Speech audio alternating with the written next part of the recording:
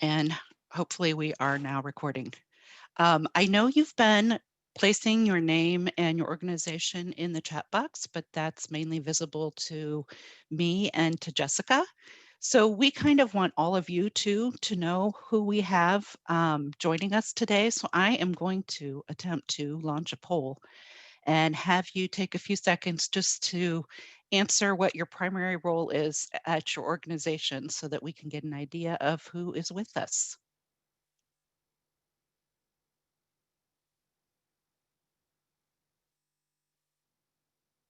Great. It must be showing up because I'm getting responses.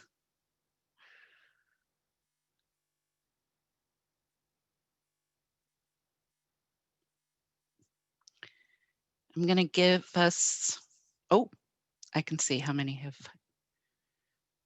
responded.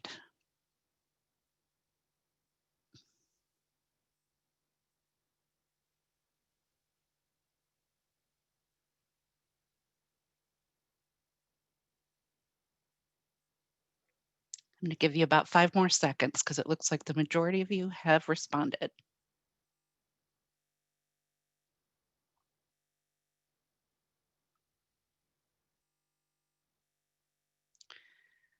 All right. And you can see with the results, which I guessed from your emails, that from your addresses, that most of you are case managers, with the next group being waiver agency providers, and then direct support professionals. And then we also have some family members in state agency and other, which will remain a mystery. So thank you so much for joining us. I'm going to close that. I'm checking the chat, so if anybody's having trouble hearing me, please let me know. I do have the closed captioning on. It may not be exact. In the future, we will try and make sure that we have an ASL interpreter as well. But I wanted to make sure that we had something in the meantime so that you had greater accessibility. So I'm going to go ahead and I'm going to do just a quick refresher on Zoom that I need myself because apparently my format changes depending on what account I'm in.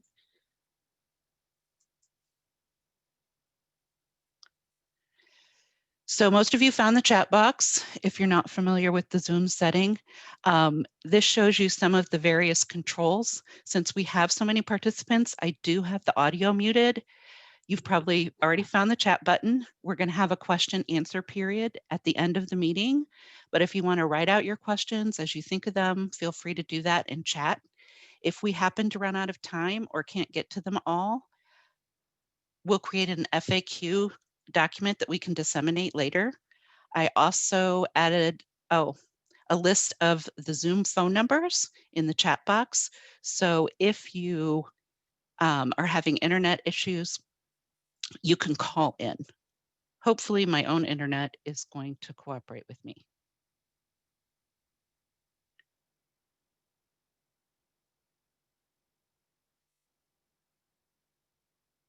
I'm getting a note from Janet saying that if you have a message on your screen saying it's recorded, you should hit continue to make that box go away.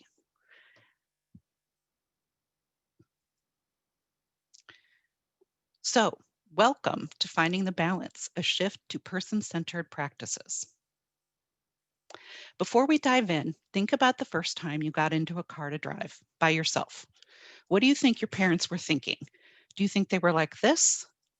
Yeah, I love the idea of a 16-year-old behind the wheel of a 4,000-pound vehicle. No? Chances are your parents were more like this. Wait, hold up. I'm not so sure that this is a good idea. Maybe we should rethink this. Or maybe you didn't know what they were thinking, but as soon as you turned the key in the ignition, they were like this, and probably stayed that way until you returned safely. Think about the stress and anguish they went through every time you got in that car. There were so many risks involved when a young, inexperienced person starts driving. If they cared about you and your life, why'd they let you leave in that car? Why take such a huge risk with your precious life? Wasn't it important for you always to be safe? Of course, it was important for you to always be safe, but they did it because driving was important to you. They also knew that driving, for many people, can be a major step on the path to a good life, and they cared enough to balance what was important for you, to always be safe, with what was important to you, driving a car and being more independent. However, they didn't just wake up one day and give you the keys saying, "Here, good luck." Instead, they mitigated the risks to you. Maybe they taught you how to drive, enrolled you in a course, let you practice on roads or in areas where there were fewer cars. Now, think about what your life would be like if you weren't able to drive. The road to a good life isn't free of risks, but we can reduce them when possible. This training is the first in a series of trainings that will be offered to providers and other stakeholders. BQIS will be offering other statewide trainings, training videos for direct support professionals, and offering technical assistance to providers. We want to move beyond simply compliance to true quality person-centered services. We want to ensure you have the tools you need to be successful. So today we'll be covering in balancing important 2 and 4, the roles we each play in supporting people with disabilities to have a good life, person-centered practices, supporting choice and control, managing risks, and resources and tools to help you support individuals to have a good life. True person-centered practices balance what's important to and for a person, and we've taken strides in that direction. In 2007, Indiana closed its last publicly funded institution. Over the years, we've made tremendous progress in supporting people to move into the community. We've provided people with home and community-based services, which are essential. However, in retrospect, we now see that while we've done a good job at providing people with a good paid life, we've fallen short in providing them with a life that is defined by them and supported by services. We, as a system, focus so much on protecting health and safety that we often fail to focus on fostering connections outside of the person's paid supports. Now we're at a point where we're trying to better learn what the individual needs to live, love, learn, work, and play in their communities. What's important to them? What does a good day look like for them? How can we best support them while not getting in the way? Let's look at what that shift to a community life looks like. I want to share with you a story about the can man of Alton. His name's Joseph. His closest friends call him Joey, but everyone in Alton, Illinois affectionately refers to him as the can man of Alton. Joey enjoys being outside and loves all things Elvis. Joey's also a business owner. In 1984, he formed Joey's Can Company as a way to support himself. Every day, Joey would ride through the city streets on his four-wheeled bicycle or scooter, making rounds no matter the weather. He would collect aluminum cans from trash cans, streets, and sidewalks, and then sell them. Over the years, Joey became known in the Alton community and received a lot of community support. He became known as the Can Man of Alton. He was often the subject of newspaper articles highlighting his accomplishments. He even had a special place reserved for him at Aunt Sam's Uptown Eatery, and it was noted if he didn't show up for his daily brunch. But Joey's life wasn't always so great. In the 1940s, Joseph, born with cerebral palsy, was dropped off at the Illinois Asylum for Feeble-Minded Children by his adoptive parents, and they never returned. The Illinois Asylum was a self-reliant, small-scale city. It had its own power plant, kitchen, sewing rooms, laundry, hospital, and fire department. In its greenhouses, residents watered the poinsettias and other plants that decorated the state offices in Springfield. At various times over the years, residents not only made mattresses, shoes, and brooms, but cared for other residents and helped keep up the campus, working in the laundry rooms and cleaning the buildings. Joseph lived there until he was 23 years old. Shifting Joey's supports from a restrictive institutional setting to the community was the first major step in Joey achieving a good life. One where he was able to support himself, have a purpose, engage in meaningful activities, and be an integral and valued part of his community. In 2009, Joey rediscovered his adoptive family and was reunited with his 4 brothers. He's retired from his can business, but he still enjoys bike rides. Joey's my uncle, and that's my dad on the bike with him. So, what did it take to shift from an institutional, system centered life to a good, person centered life? First, it meant that Joey's supports were person centered. One of the fundamental aspects of person centered supports is recognizing that the person is the expert about themselves. They know best what's important to them, their likes and dislikes, what makes them happy or sad, how they communicate with others, and how others can communicate effectively with them, any significant routines or rituals, places they like to go, important people in their life, their gifts, qualities, and skills, their hopes and dreams. It's one thing to say that we support person centered principles, but it's another to put it into practice. What does that look like? Well, it means that people, like Joey, are in control. They get to choose who's important in their life and what's important to them. And like Joey, if they communicate differently, they're supported to share their likes and dislikes through pictures, symbols, communication devices. Putting person centered principles into practice also means that how we plan for supports looks different. A person centered planning process demonstrates respect for the person and the dignity of all involved, seeking to discover, understand, and clearly describe the unique characteristics of the person. So the person has positive control over the life he or she desires and finds satisfying, is recognized and valued for their contributions to their communities, and is supported in a network of relationships, both natural and paid, within the desired community or neighborhood. Remember, Joey was much happier in the community with his friends and doing the activities that he chose and enjoyed. So, what does a shift from a system centered system to a person centered system mean for you? It means providers must evaluate their own assumptions and how those assumptions have shaped how they provide direct supports. Do you or does your agency have underlying assumptions that people with disabilities are broken and need to be fixed? As a result, do you or does your agency tend to make decisions for the person based on what you think is best rather than supporting their self determination? If so, we need your provider expertise to shift from doing things to a person in that old quote fixer role to instead being a facilitator, working together with the person to accomplish their hopes and dreams. We need to focus on an individual's strengths and build on those. So let's look at an example of what that might look like. Traditionally, we might view meal prep as solely a provider responsibility. We plan, prepare, and serve the meal, and then we clean up after. However, our role needs to be one where we support the person to reach their highest potential, which means that we need to shift from doing things for the person to doing things with the person. Some of the ways we can do that is to talk to them about their likes, dislikes, things they might want to try for the first time, and the meals they'd like to plan for the week. Not only is it a good way to learn about healthy eating, but it also provides the person with more choice and control. We can include them in creating a shopping list and perhaps the shopping trip, or support them to learn how to schedule grocery delivery.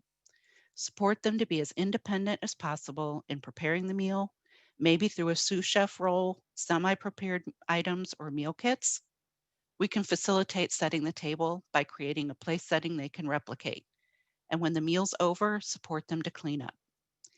We all have strengths and assets, and while the individuals you support might need assistance to accomplish things, there's confidence and power in independence. All of us want to have some control over our lives. So let's talk about the elephant in the room. First, just like when your parents first let you drive, allowing someone to do something that could result in them being hurt is easier said than done. It's scary. We don't want the person we care about to get hurt. And second, for providers, there's a concern about the liability or the blame that could be placed on them if something were to go wrong. So we wind up overprotecting people.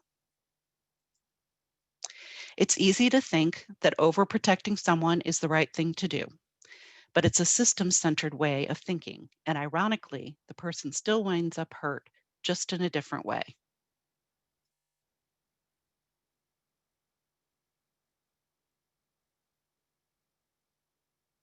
Overprotection may appear on the surface to be kind, but it can be really evil. An oversupply can smother people emotionally, squeeze the life out of their hopes and expectations, and strip them of their dignity. Overprotection can keep people from becoming all they could become. Many of our best achievements came the hard way. Oh, sorry.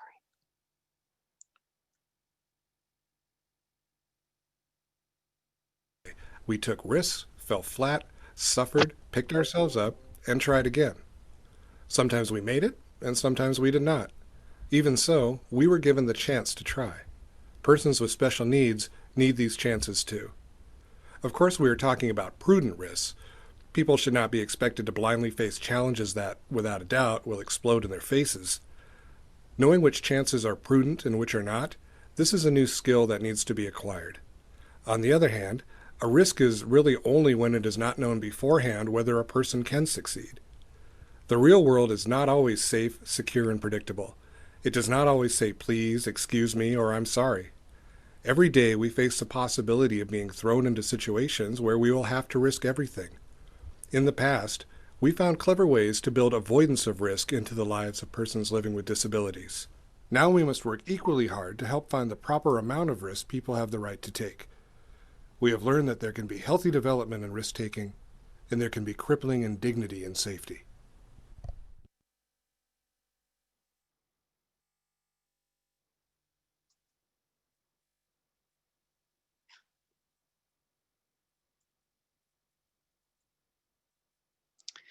The truth is that we'll never be able to keep everyone safe from every possible negative thing that could happen to them.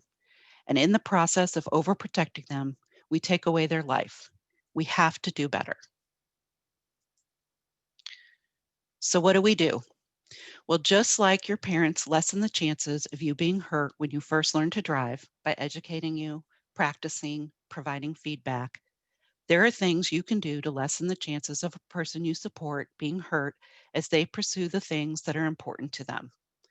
And we have some tools and resources that you can use to help you do this. The sorting important to for is a tool you can use as you support a person to have a good life. This tool can help you capture what's important to a person as well as what's important for a person. What's important to a person includes those things in life which helps us to be satisfied, content, comforted, and happy. It includes people to be with, things to do, places to go, rituals or routines, rhythm or pace of life, things to have. It includes what matters the most to the person, their own definition of quality of life. What's important for a person are those things that keep a person healthy and safe. They include prevention of illness, treatment of medical conditions, promotion of wellness like diet and exercise, and issues of safety in the environment, physical and emotional well being, including freedom from fear. They also include what others see as necessary for a person to be valued and be a contributing member of their community. We usually don't do what's important for us without a reason it's important to us. It's also important to note that sometimes what's important to us changes based on other changes in our life. If we get a job, our free time might become more important to us. If we become parents, our family might become more important to us. We need to remember that these values are ever changing. Before I move on, you'll notice a red resource sticker on this slide. We're using them throughout the presentation to highlight tools that might make your job easier. There'll be a resource slide included in the presentation with links to the tools that we've featured. Let's meet Julie and learn more about what's important to and for her. I'm going to use one of the Charting the Life course tools to show you how you can quickly capture a picture of Julie and her supports. This tool is called the Integrated Support Star, and I like how you can not only see what supports Julie has, but also see where there might be some gaps. So, looking at Julie's integrated supports, we can see that Julie loves to go shopping every day. She loves clothes and jewelry and having her nails done. She considers herself quite the fashionista. The most important relationship in her life is with her cat, Teddy. She sneaks some of her meal to him and they snuggle together at night. She also sees her sister Joanne fairly regularly. She has some friends, but thinks she might like to try to find a few more, especially people who like to shop because John doesn't really like that much. She goes to day services and likes to stay busy. She also works at WAC Inc., but wishes there was more to do there because she gets bored a lot. She uses a walker as she's sometimes unsteady on her feet. She has diabetes, so she needs support monitoring her blood sugar levels and making healthy decisions. Using the important to, important for tool, let's take another look at Julie's good life. Let's look at what's important to Julie, what makes her happy, which is her relationships with Teddy and John, shopping a lot, staying busy, and drinking as much as she wants throughout the day. What's important for Julie to keep her healthy is keeping her diabetes under control, which includes controlling the amount she drinks, monitoring her blood sugar, helping her stay calm, supporting her in her relationships, keeping her from falling, and helping her budget for the shopping she likes to do. The other things that would help us support her decisions is finding out a little bit more about how involved or interested Julie is in her own diabetes management. What about it is it what about no work at WAC is bothering her? What does that mean? And is John really that important to her? If we only focus on keeping people healthy and safe, we may ignore the things that are important to them, and life can become very unhappy and frustrating. If we only focus on what's important to people, then it becomes all choice and no responsibility, and the person is probably then at additional risk. Everyone finds that what's important to them and what is important for them are in conflict from time to time. So we need to find the balance. For example, some of us know we should lose weight. We know that diet and exercise can help us accomplish this. We also know when we have a bad day, we often seek comfort in food. We need to get to the root of the issue, emotional eating, if we hope to change the pattern. Addressing other ways to find comfort can help achieve more balance between important to and important for. Some of us buy things we don't need. We're bored. We want to impress others, maybe. We often don't buy things, we buy how they make us feel. It can wreak havoc on our budgets and finances. We need to stop and think about the purpose of the purchase. We can avoid future unnecessary spending by making lists and sticking to them, instituting a 24-hour rule before making a purchase to assess whether it's really a needed item, and again, finding other ways to meet the underlying need. We have to balance important to and important for. Think about the training you provide to support staff and others. Do they have the tools to know what's important to the people they support? Have they seen their person centered service plan that has some of that information?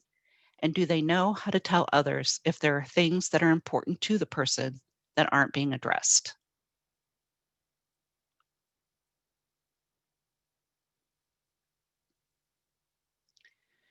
We've talked about important to and important for and balancing those two. We've also talked about risk. So let's now talk about dignity of risk. As a word, risk is laden with negative connotations, but there's actually risk inherent in most things we do. Risk is a part of life. It's in the choices we make about the foods we eat, the activities we undertake, as well as our basic lifestyle choices. The idea behind dignity of risk is that the ability for individuals to make choices about their life is more important than avoiding risks at all costs. That doesn't mean we can't work to minimize those risks. We all learn from our failure. It helps us grow and develop as a person. Dignity of risks means that we value and respect the person enough to allow them to learn and grow in ways that may be uncomfortable for us at times, but we recognize that the potential benefits, good things that could happen, like a good life, far outweigh the potential bad things that could happen. When thinking about risk, it's a shared responsibility. The individual's exerting self-determination. The parent family supports the person's goals, preferences, and vision. The case manager's mitigating risk in the person-centered service plan, and the provider supporting decision-making on a regular basis. It's important for everyone to communicate and make sure they're on the same page. Let's look at some tools to support informed decision-making. Our role is to support the person to make good decisions. We need to help individuals make decisions for themselves, informed decisions based on all of the information they need to make them. The first steps to understand the situation. What decisions being made? Is the person's choice clear and consistent? Does the person have the understanding to support their choice? Is the choice being made voluntarily? And can the person be accountable for the consequences? How much risk is involved? The second step is to gather information and resources. This is where the individual is guided on how to research and gather as much information and as many good alternatives regarding the issue as possible. This step could also include having the individual discuss the situation with peers, family, and/or other trusted sources. The third phase is to list options and weigh them. Narrow the list of options that best fit the individual's values, goals, and desires. This is where the individual will be assisted to rank the alternatives. Determine options by considering what's realistic and possible for the person. The option should seek to lower the risk of the choice, add to or reflect experience the person has to base a good decision upon, and/or help the person gain clarity about what they want. The fourth phase is to make a decision and a plan of action. Implementation will require a lot of support in the beginning and, depending on the decision, on an ongoing basis until the individual has garnered sufficient experience. Therefore, it's important to empower the person to act on the choice and provide support throughout the process to make the decision a reality. The last phase of the process is to evaluate or reflect on the decision to determine how well it went for the person. Evaluating the decision should provide clarity to both the person who made the choice and their supporters to inform future choices. There's a big difference between decision and outcome. You can support someone to make a good decision based on the information at hand and still have a bad outcome. The decision is within your control, but the outcome may not be. If a decision doesn't have the outcome you expected, you can start the process over. Here's a tool that can help you quickly capture, identify, and plan. It's called the life trajectory, which many of you have seen if you're a case manager. One of the things I like about this tool is that you can not only capture what the individual's vision is for a good life, but just as importantly, what they don't want in their life. By using the tool, we can learn from past experiences and then use that information to help the person move forward with their decision making. Let me tell you about Bob. Bob loves to cook. He first learned to cook when he was 16 years old.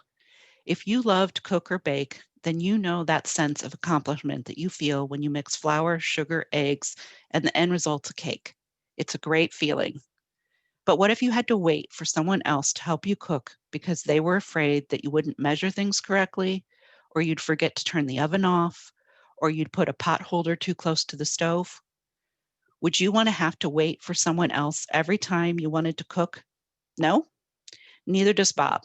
He wants to cook whenever he wants, and he wants to do it on his own. But we all know that risks exist, regardless of whether you have a disability or not. So let's take a look at how we can balance important 2 and important 4 by using a trajectory and the informed decision-making process. In completing the trajectory, we discovered that Bob's learned to cook from his brother and his grandma. He's been successful at it and really enjoys it, but like many of us, he's had some minor mishaps in the past. In order to support him in his decision to be able to cook whenever he wants, let's look at the informed decision-making process.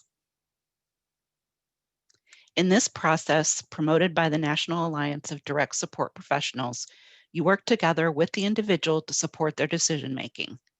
First, identify the details of Bob's choice, specific thoughts and ideas he has about cooking his meals, food interests, the frequency of those meals, when he likes to eat. Discover what, if any, adverse outcomes have been previously experienced related to Bob preparing his meals independently, and discuss the risks of injury, food safety concerns, fire safety concerns. Review alternatives to independent, unrestricted meal prep, maybe joint meal preparation, providing pre-prepared meals like HelloFresh, or using Alexa or other assistive technology.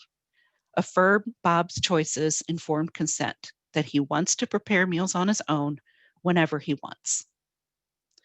Reach agreement on risk mitigation. Consider food safety training, meal prep or cooking training, assessment of Bob's ability to apply information from those trainings, installation of fire extinguishers and training in how to use them, limits on the time of day at first to ensure staff are present in the home during independent meal prep, installation of additional smoke detectors, whatever else he needs to be successful. We can also set up the environment for Bob to be more likely to be successful by creating easy menus with him, maybe utilizing the microwave or crock pot rather than the stove if needed. Then determine the staff roles and reminders or ongoing education, and outline when and how the decision will be revisited, analyzed, monitored, and modified. Let's look at another example. Jane loves to take walks every day. When she gets to a nearby pond, the ducks welcome her arrival by swimming to shore in anticipation of the food she brings them. She loves to get coffee at a nearby shop, and the barista doesn't even have to ask what her order is as she arrives at the counter. They all know she wants an iced grande 6-punt vanilla latte. She goes rain or shine. Her staff don't like that. They discourage her from her daily routine if it's raining. It also gets delayed or canceled if her roommate has a meltdown and needs attention. How would you feel if someone else was in charge of when you could leave the house? It would also be frustrating to not go where you want and when you want. And Jane feels the same way. She doesn't think she needs staff with her when she wants to take her daily walks. But to date, no one's taught her to navigate the city bus system. With that skill and perhaps others, she'd be a lot more independent.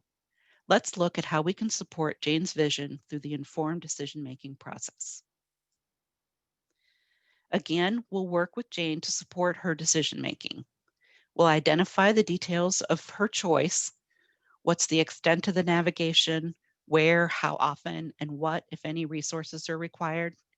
Discover what, if any, adverse outcomes have been previously experienced related to independent navigation. Discuss the risks, like risk of injury, physical safety concerns, risk of noncompliance with meal schedule or medication, or disruption to other scheduled services. Review the alternatives to independent navigation of the community, for example, joint outings with friends, staff supervised community navigation, especially in the beginning, mobile apps, and affirm the individual's choice, informed consent, that Jane wants to navigate on her own whenever she wants. Reach an agreement on risk mitigation. Consider travel safety training, neighborhood familiarity training, an assessment of Jane's ability to apply information from the training on use of her phone if she's running late or getting lost, limits on time of day for independent travel at first to ensure staff are available if needed. We can also set up the environment for her to be successful. Use of travel apps, other regular travelers on her route who could be natural supports, packing snacks, meals, or meds if needed, and setting reminders to take them. Then determine staff roles and reminders or ongoing education, and outline when and how the balance will be revisited, analyzed, monitored, and modified. Think about the people you or your agency support. Are there things they want to do that they've been told they can't do because of health or safety concerns? Has the support team talked about a process for supporting them to do those things in the safest way possible? If so, do they all know what the details of the plan are and what their roles are?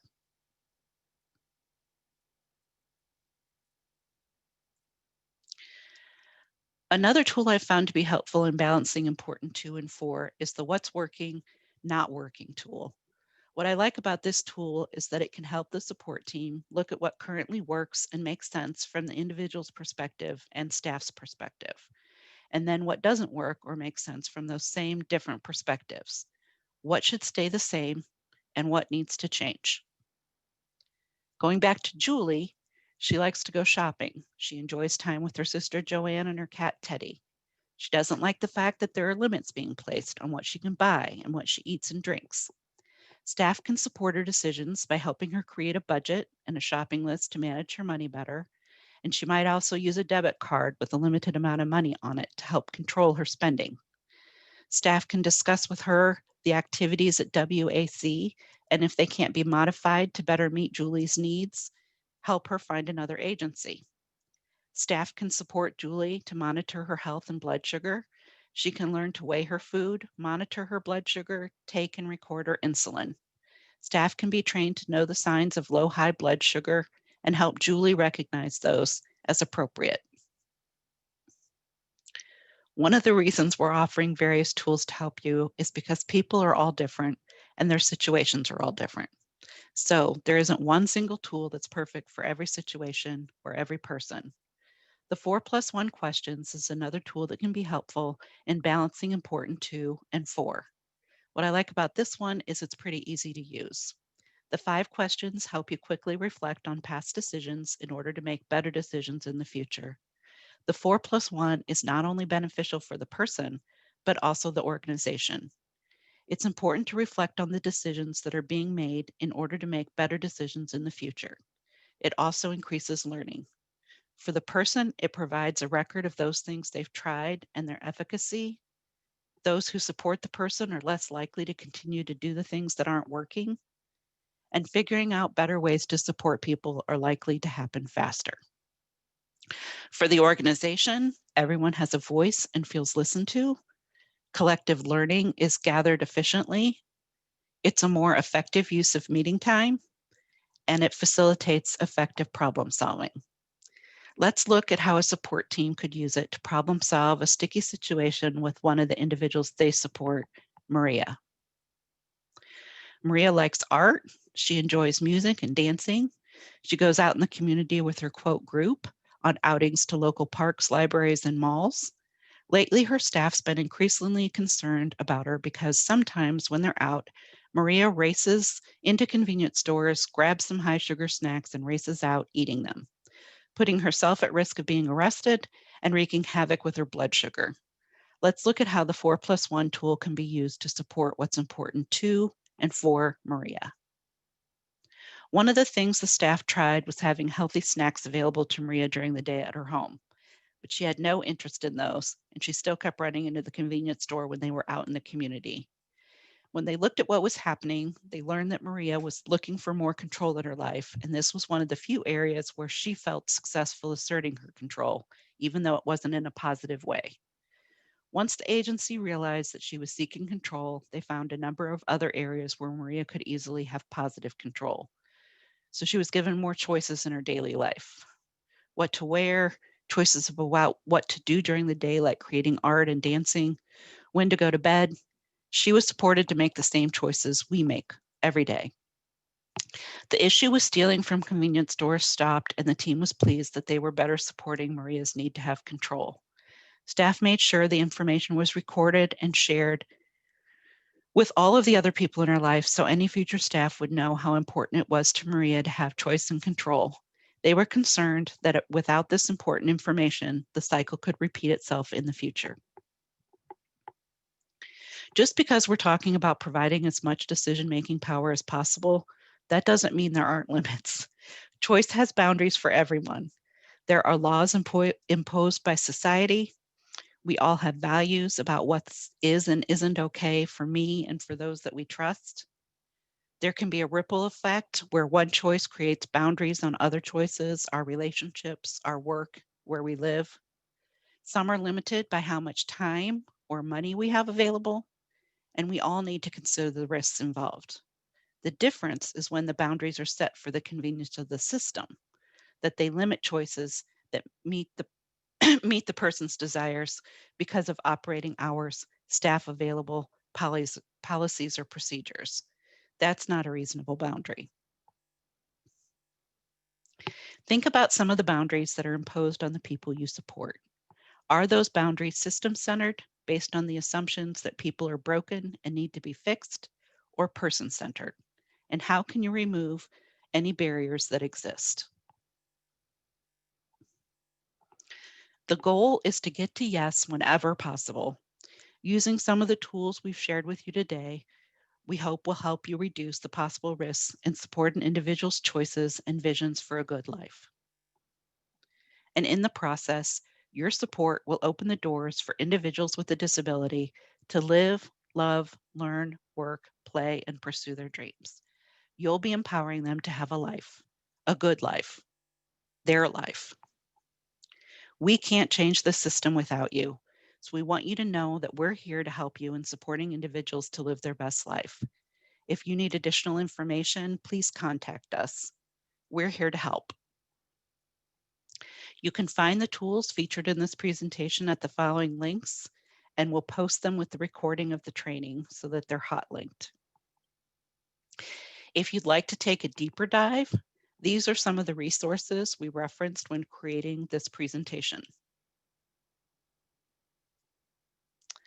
What are your questions and comments?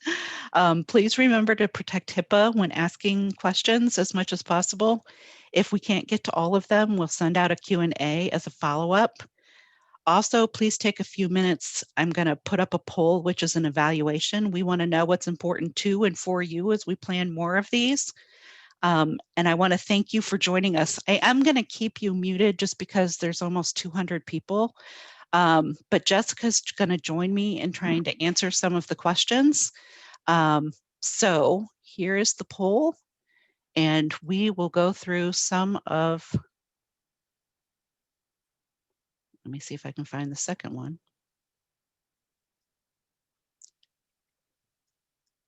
Oh, man. That's not the one I need. I'm not finding the second, wait, there it is. Sorry. Oh, I have challenges with this. All right, I'm launching the polling for the training evaluation. Go ahead and answer and put your questions in the chat while we're doing this.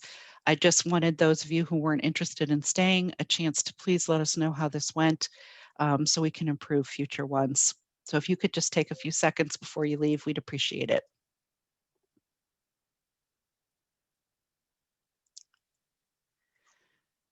Jessica, are you on with me? I am still here. All right, I'm gonna try making you a host so that you can see the chat. Okay.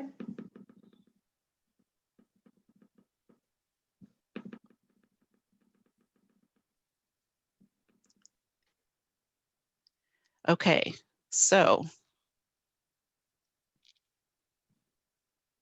I'm sorry about the beeping. It's hard to read the chat and do this at the same time.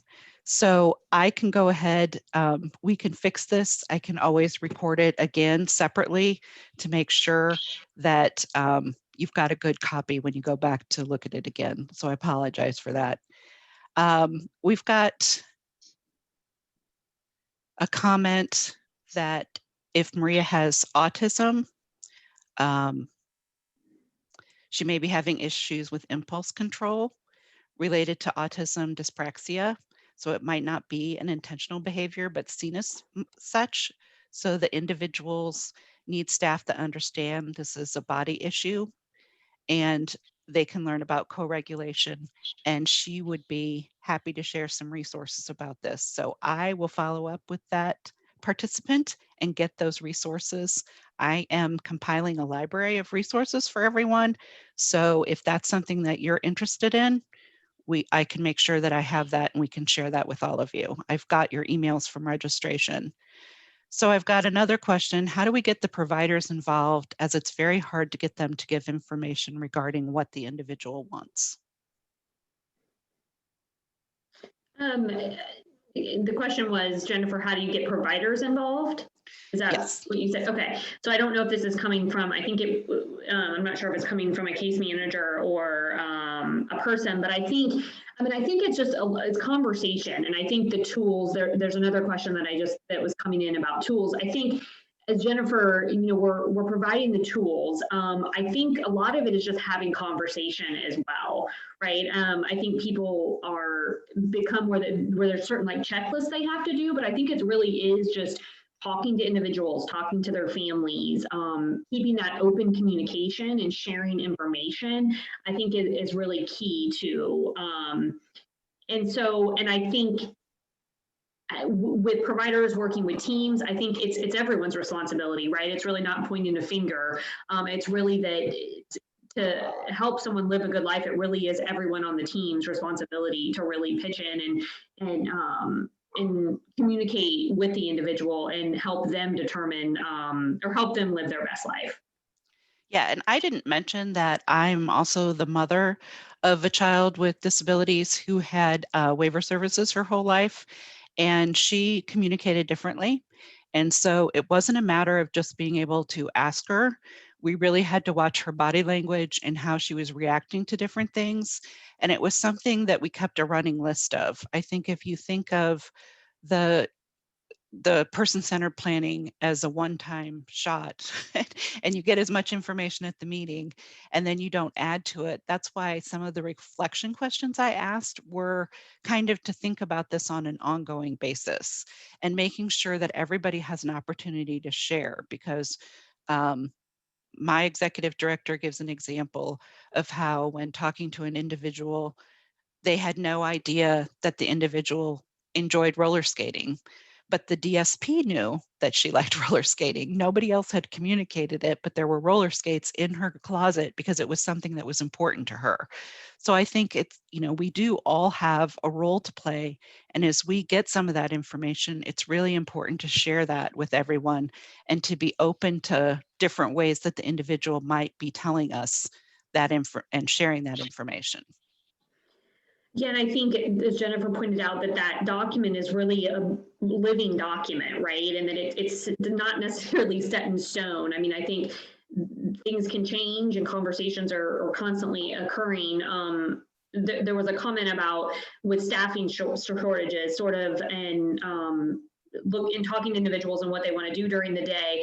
I think that's where too, like, natural supports can come in, right? I mean, it doesn't all have to be waiver specific and waiver providers, right?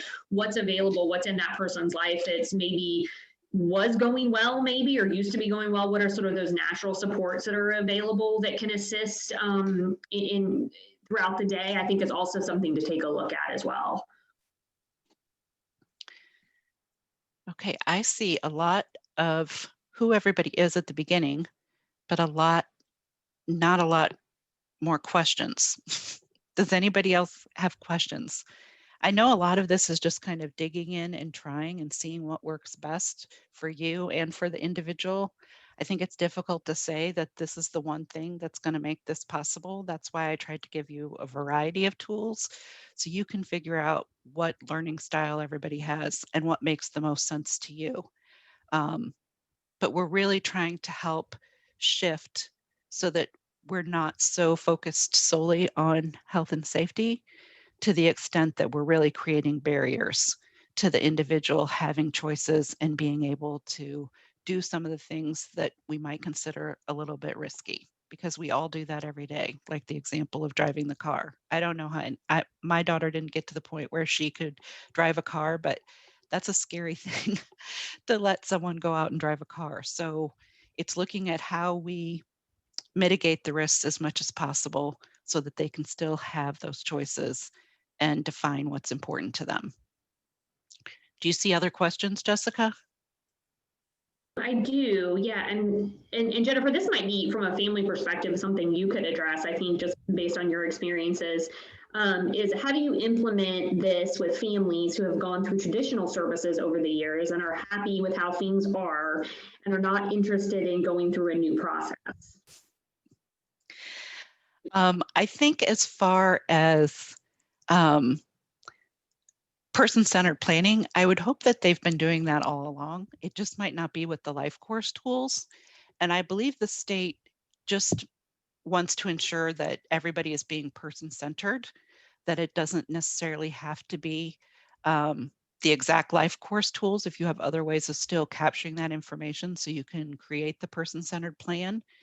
As far as actually moving away from just the health and safety, that's going to be a step-by-step basis. And I think you have to do it in graduated steps.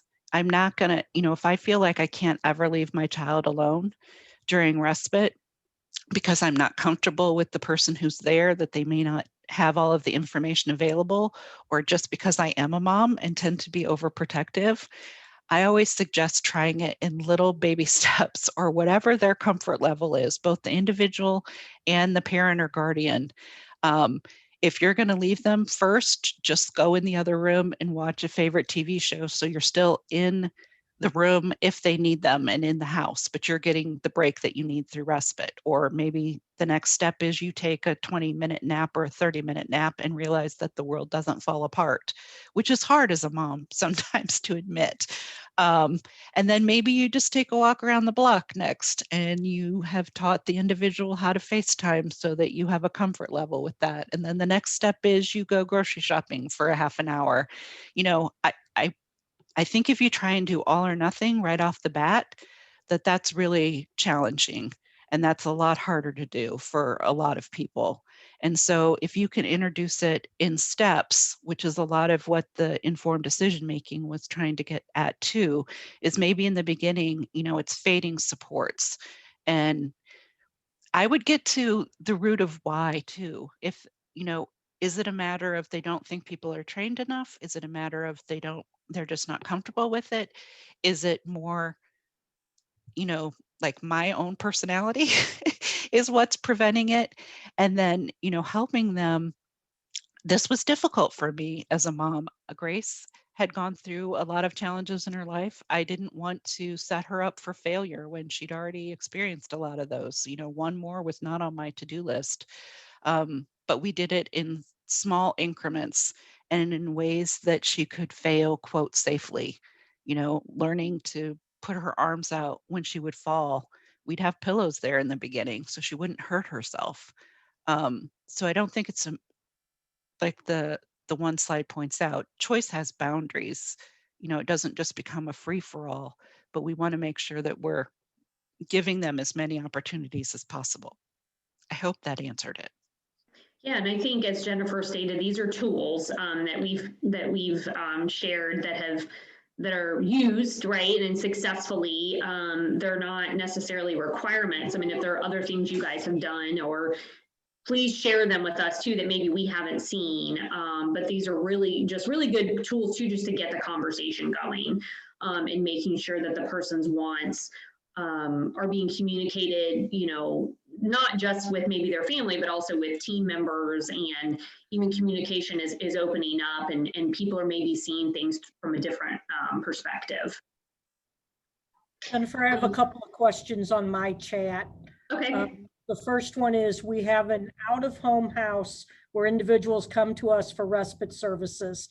They stay with us from 2 hours up to 10 days consecutively, with shared quarters and guests coming intermittently. Some independent activities can create safety.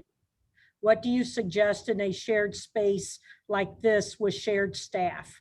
I mean, really, to go back to it, not to beat a dead horse, but I mean, I think we've seen conversation really occur between the different individuals and their families. And we've seen this with COVID quite a bit, on some of the restrictions that have occurred, and really a lot of times have had to occur because of the health and safety, right, of everyone, right, with COVID, not just people with disabilities, but really having conversations with individuals who are living together, right? I mean, as I would, right, if I had a roommate or I lived with someone in an apartment and we shared the apartment together, we would hopefully be having conversation, and even during COVID, right, about people going and coming and sort of shared spaces.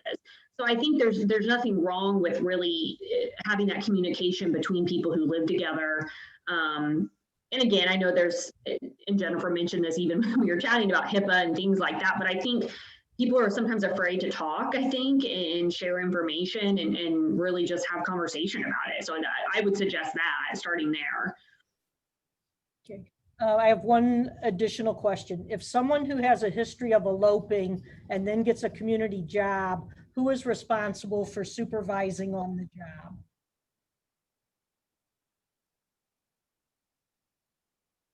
I did see that question. I don't know that I can answer that with a little bit more information. I did write down that person's name, so I just think I might need a little bit more information before I could answer that. Perfect. And I think I did see something else too. I think someone mentioned just a comment, but residential providers tend to fall back on the we're held responsible for their health and safety ultimately.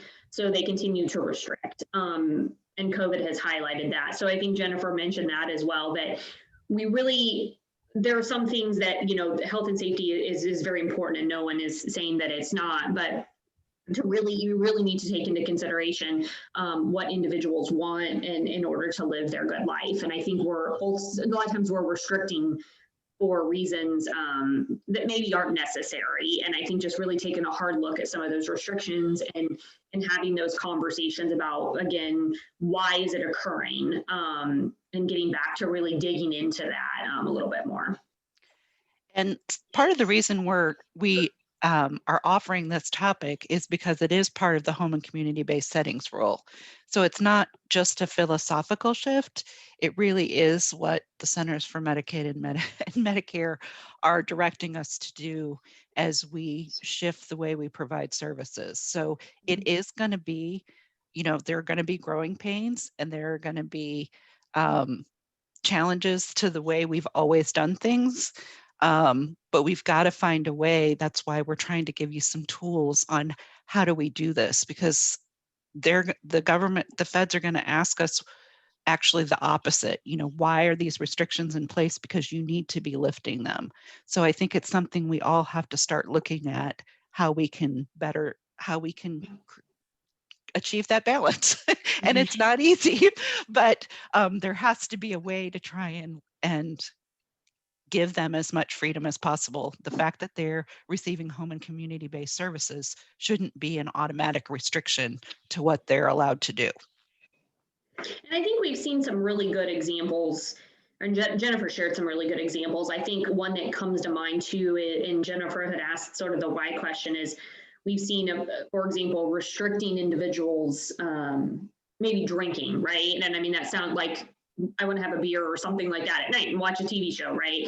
And that might be restricted. And it's really getting to that why is that occurring, right? And so really getting to the heart and asking some of those questions. Or maybe it's a guardian who doesn't want the individual to drink, or something, but it's really getting and maybe asking some of those hard questions and getting to the root of really why you would be restricting that.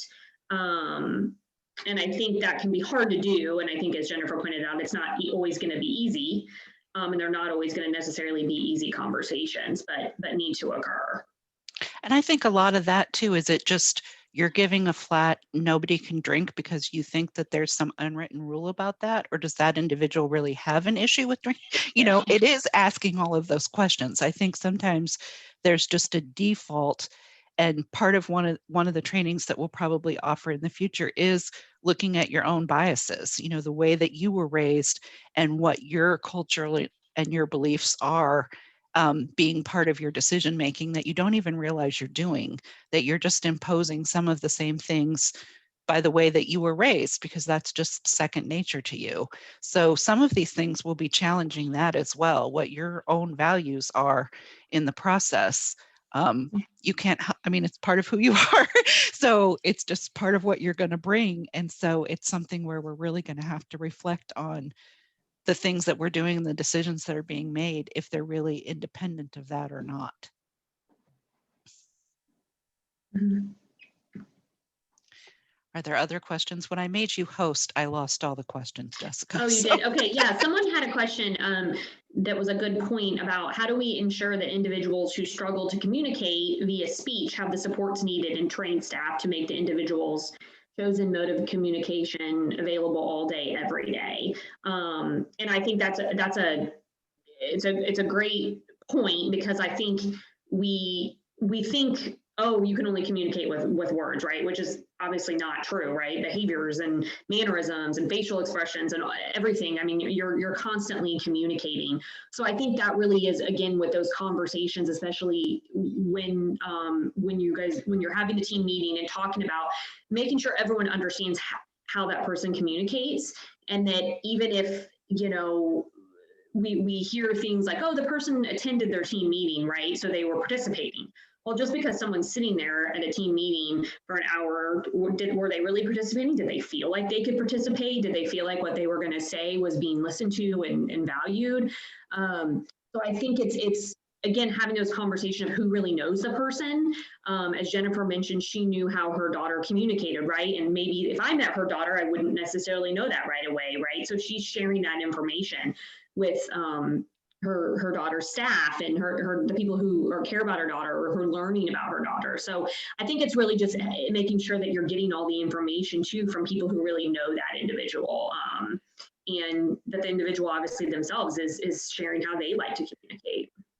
And I think one of the things that helps with that is, I was kind of the bearer of all that information. And if I didn't share it with other people, then other people would struggle to communicate with her. And that was difficult for both them and for my daughter. And so one of the things we did, and I can share as a resource if you contact me, is really kind of just making a Grace dictionary. When she does this, this is what we think it means. And then, that was a living document. So if she changed what she was doing, when she would smash her hands together, that meant stop. And if she squeezed them really hard, that was like she was yelling, stop. And so that was one of the first things that we would try and teach someone. And so it's really having a little dictionary of sorts so that everybody knows what those different things mean and can add to it as they would pick up. I think she's trying to say, whatever, we would watch that for a couple of times and then, make a note of it so that everybody knew what it was. They really, just like if you had to learn ASL, you have to learn that vocabulary. For my child, you had to learn what her gestures and expressions and body language meant. And so we had to kind of create a dictionary of sorts for that. And another one that just came in, Jennifer, that I think is a great point and question as well, is what advice do you have for guardians that don't allow the individual to participate in team meetings, or guardians that don't allow individuals to voice their choices? I think that's difficult, and I think I can, I understand the barriers there. I think really talking to guardians and having those conversations about why it's important, and that you are supporting the person. You're not supporting the guardian ultimately, right? You're supporting the person to live their best life. And obviously their guardian is very important, and they're there to help that person support to live their best life, but you are supporting the person. And what they want is ultimately what matters. So I think, and obviously it's a lot easier said than done. I know that, but I think it's really having those conversations with the guardian about you need the individual at the team meetings if you're going to be able to properly support them to live their best life. And speaking as a guardian who was, it's difficult to do. I totally get that.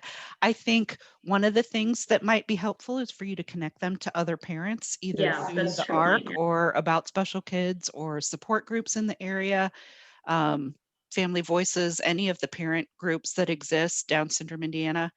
I think in talking to other parents, when you're limited with just your own experiences, it's difficult. And when you hear other parents and their success stories and also perspectives, that can be helpful. I could make better decisions for some of the fights I was having with the school.